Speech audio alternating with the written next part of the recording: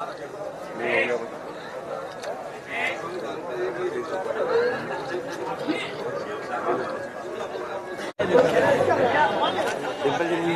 जी नहीं है, उनको भी स्नान करवा देते।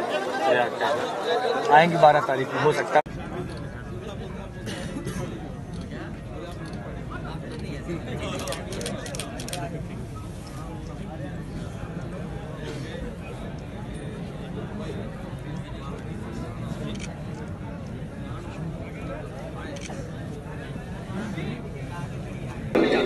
और आपसे न मिल करके, आपसे न मिलते तो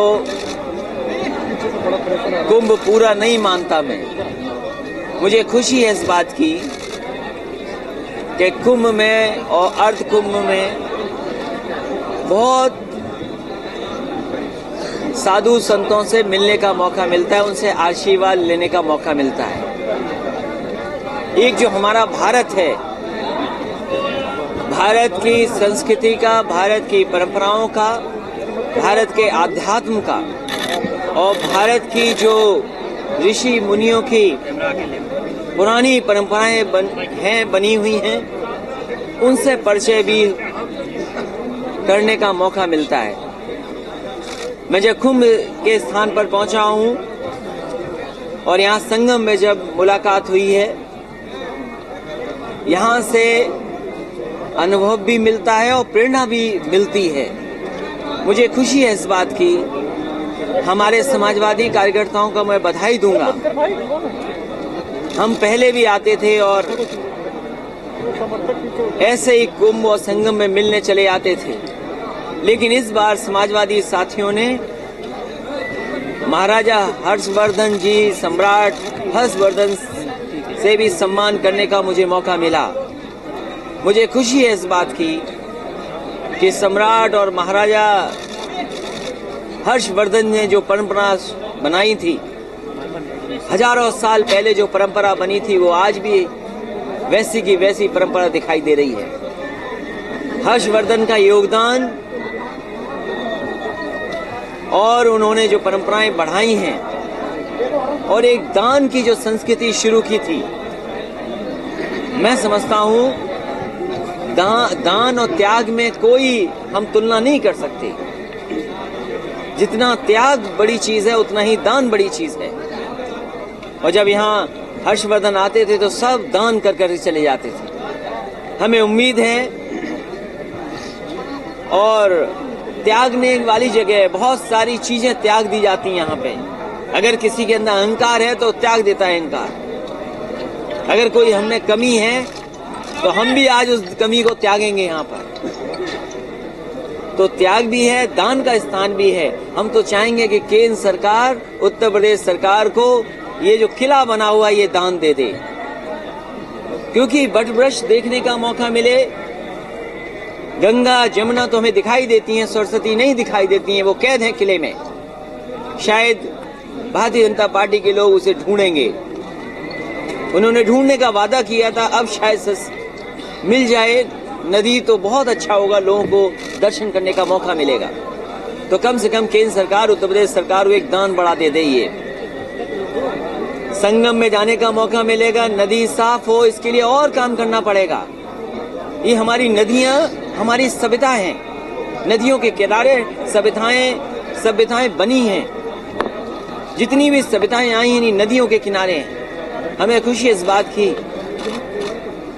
और ये तो सौभाग्य बोले, भगवान की कृपा माने, जो कार्य क्षेत्र है वो गंगा मैया के किनारे है और जहां जन्म लिया है वो यमुना नदी के किनारे शहर है। यमुना की दुर्दशा कैसी है, उसको कैसे बेहतर हो, खैर आज उन पहलुओं पे हम नहीं जाएंगे, लेकिन गंगा साफ बहे। और मैं कह सकता हूं जो समाजवादियों ने काम शुरू किया था गोमती में, वरुणा नदी में, अगर उसी तरह का काम शहरों शहरों हो जाए तो जो बात पुरानी गंगा में थी, कभी गंगा मैया साफ बहती थी, वैसी की वैसी बहे। और हम ये कह सकते हैं जब कभी समाजवादियों को मौका मिलेगा, इन नदियों को कैसे साफ किया जाए तो उसको करने का काम करेंगे।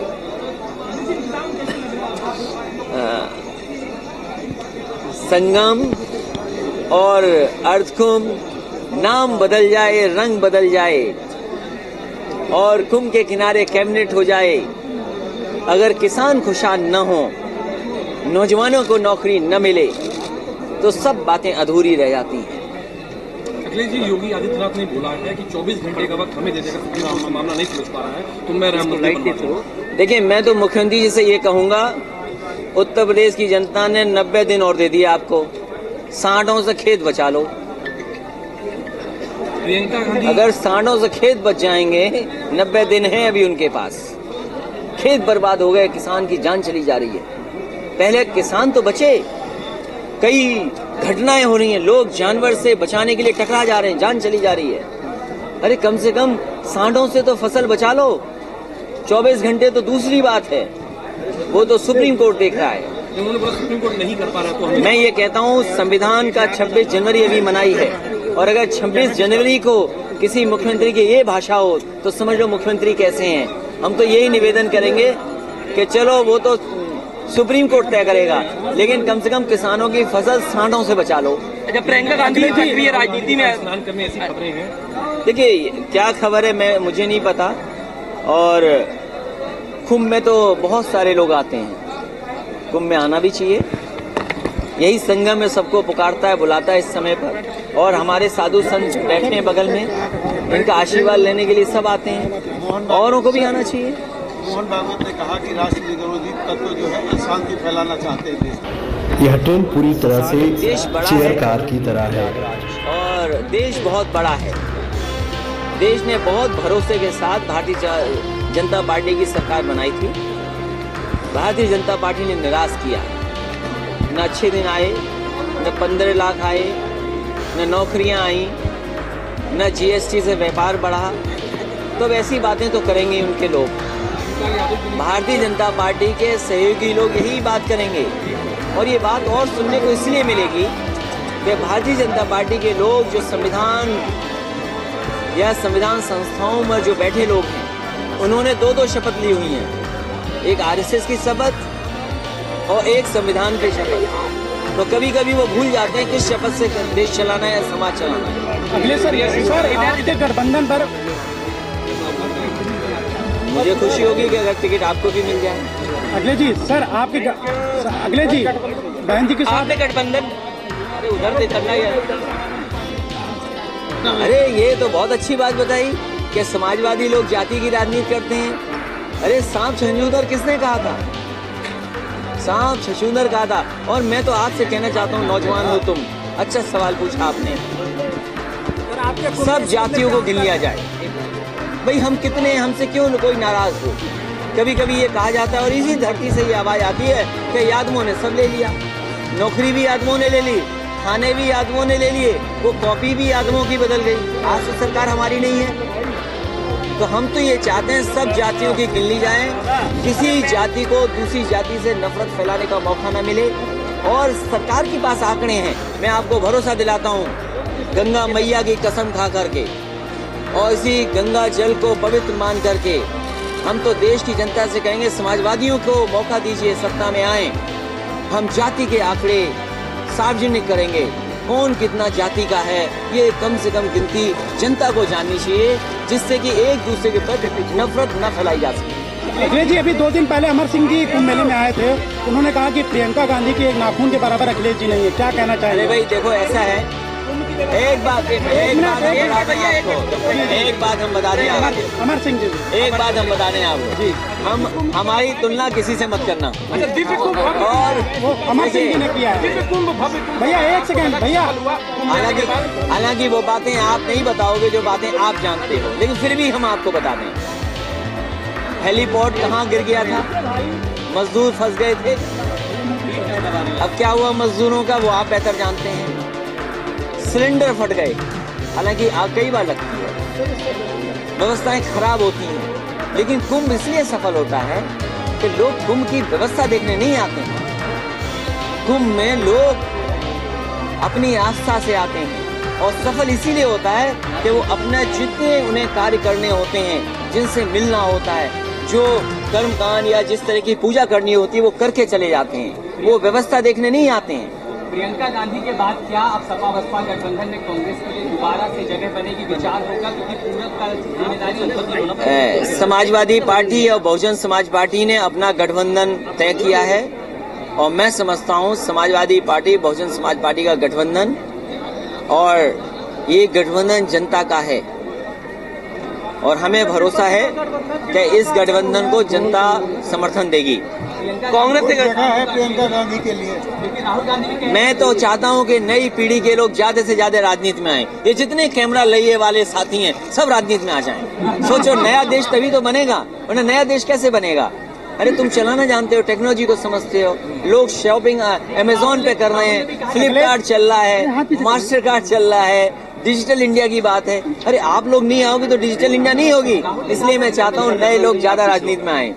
सर आपकी तुलना बीजेपी के खिलाफ लड़ना है, तो मैं तो कहूंगा अगर ये बात सही है तो कांग्रेस को समर्थन करना चाहिए इस गठबंधन का।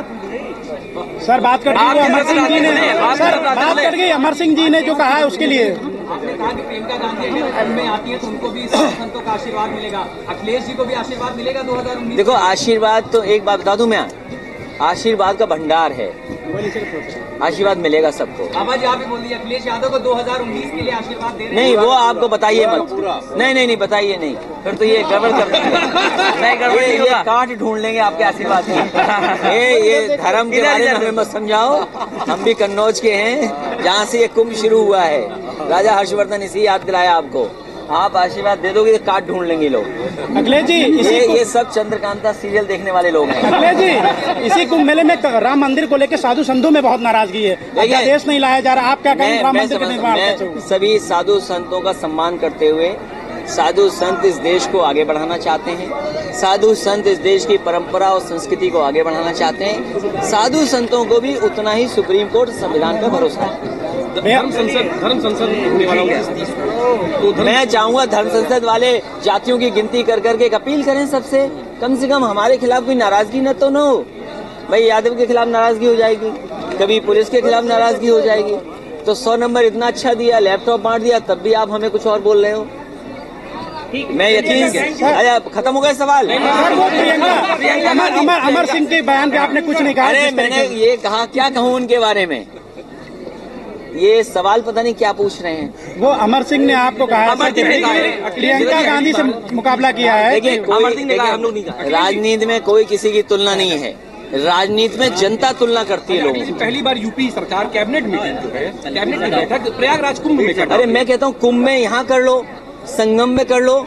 अगर किसान को कुछ मिले नहीं, नौजवान को नौकरी नहीं मिले, कम से कम अगर कुंभ में आ रहे हैं तो सरकार को ये बताना चाहिए कि कितने उद्घाटन किए हैं, कितने शिलान्यास के शिलान्यास किए हैं, और अभी हाल में जो मेट्रो का उद्घाटन हुआ है, कम से कम कैबिनेट ये बताए, सच बताए, गंगा जल पकड़ करके बताए कि वो मेट्रो किस सरकार ने शुरू की थी, लखनऊ की मेट्रो किसने शुरू की थी, नोएडा से दिल्ली को जोड़ने वाली मेट्रो किसने शुरू की, ग्रेटर नोएडा से नोएडा जोड़ने वाली कितनी शुरू की। और आप इलाहाबाद के लोगों, आप समझिए समाजवादी लोगों ने मेट्रो दी थी, मुख्यमंत्री जी क्या कर रहे हैं पता ही नहीं।